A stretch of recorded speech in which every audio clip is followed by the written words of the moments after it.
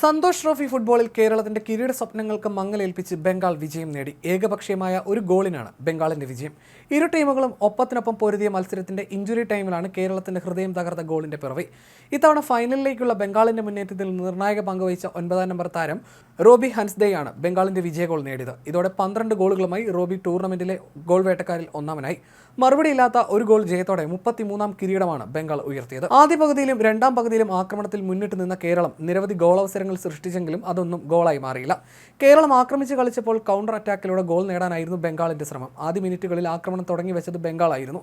തുടർച്ചയായി 2 ഫ്രീ കിക്കുകൾ ലഭിച്ചെങ്കിലും ഗോളവസരം ഒന്നും സൃഷ്ടിക്കാൻ ബംഗാളിനായില്ല.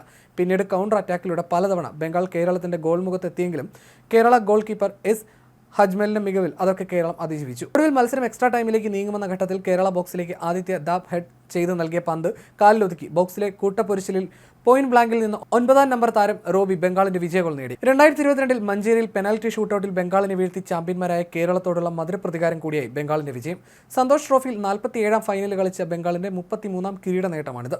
16-ാം ഫൈനൽ കളിച്ച കേരളം 9-ാം തവണയാണ് ഫൈനലിൽ കാലിടറി വീഴുന്നത്.